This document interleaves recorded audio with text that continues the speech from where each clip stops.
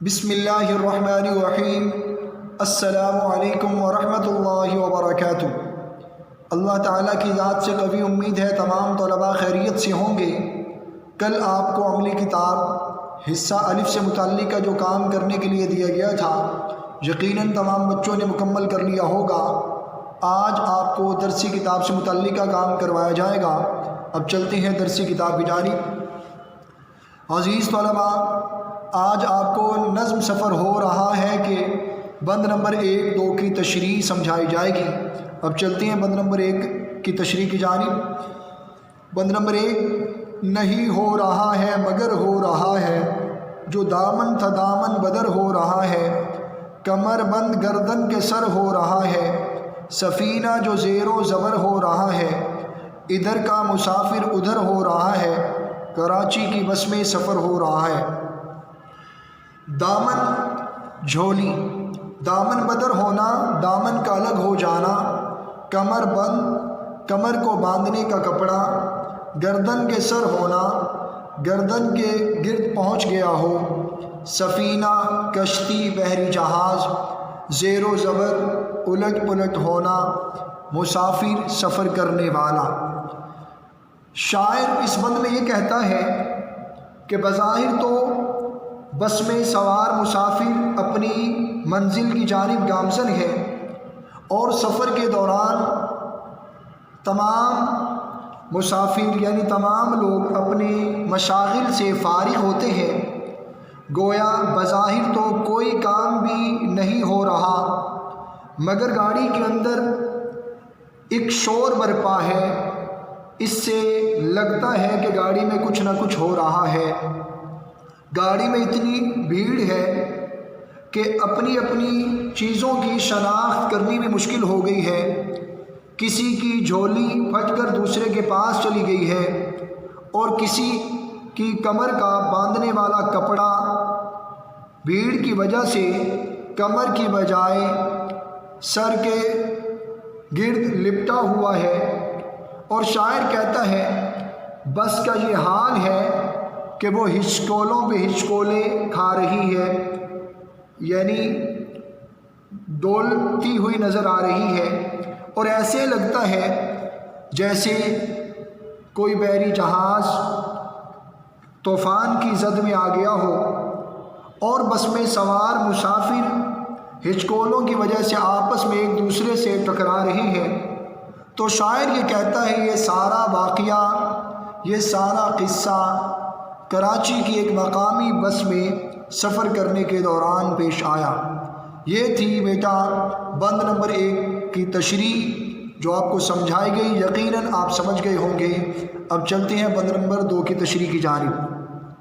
چلی تو مسافر اچھلنے لگے ہیں، جو بیٹھے ہوئے تھے وہ چلنے لگے ہیں، قدم جا کے ٹخنوں سے ٹلنے لگے ہیں، جو کھایا پیا تھا اگلنے لگے ہیں، تماشا سرے راہ گزر ہو رہا ہے، کراچی کی بس میں سفر ہو رہا ہے۔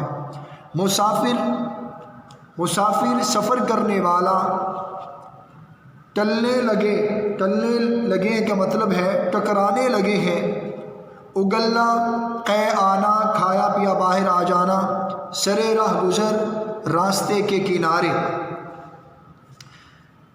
اس بند میں شاعر یہ کہتا ہے کہ بس کے ساتھ ساتھ شاعر ہمیں سڑک کی خستہ حالت کے متعلق بھی بتاتا ہے کہ جب بس چلی تو اتنے جھٹکے لگے کہ مسافر ایک گیند کی طرح اچھلنے شروع ہو گئے، اور جو مسافر اپنی سیٹوں پر بیٹھے ہوئے تھے وہ بھی اچھل کر ایک دوسرے پر گرنے شروع ہو گئے۔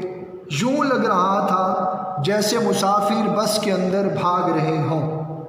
بس کے اندر بھیڑ کا یہ حال تھا کہ مسافروں کے پاؤں ایک دوسروں کے ٹخنوں سے ٹکرا رہے تھے۔ بعض مسافروں کی حالت اتنی زیادہ خراب ہو گئی تھی کہ انہوں نے قے کرنی شروع کر دی۔ ایک اور بڑی مصیبت یہ بھی تھی کہ قے کرنے والے کی اپنی طبیعت تو خراب ہوتی ہی ہے، مگر دوسرے لوگ جو اس کے قریب ہوتے ہیں ان کی بھی طبیعت خراب ہو جاتی ہے۔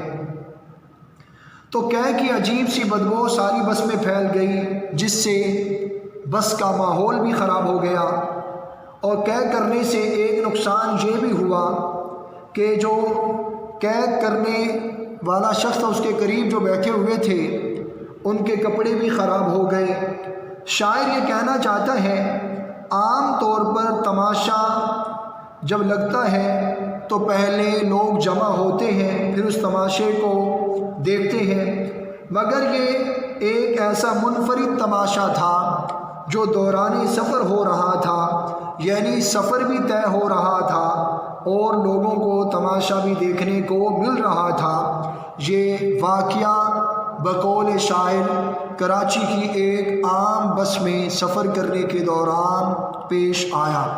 یہ تھی عزیز طلباء بند نمبر 2 کی تشریح، یقیناً آپ سمجھ گئے ہوں گے۔ اگر پھر بھی کسی بچے کو تشریح لکھنے میں دقت کا سامنا ہو، میں تحریری شکل میں یہ جو میں نے تشریح آپ کو سمجھائی ہے اس سے بھی آسان آپ دیکھ رہے ہیں۔ پہلے یہ دیکھیے آغاز، اس طریقے سے پیشکش آپ دیکھ رہے ہیں آپ نے، اس کے بعد تشریح بند نمبر 2، پھر آگے حل لغت تشریح۔ اگر کسی بچے کو مشکل ہو تو یہ آسان تشریح جو آپ تحریری شکل میں دیکھ رہے ہیں یہ بھی لکھ سکتے ہیں۔ آپ نے بند نمبر 1، 2 کی تشریح لکھنے کے بعد اسے یاد بھی کرنا ہے۔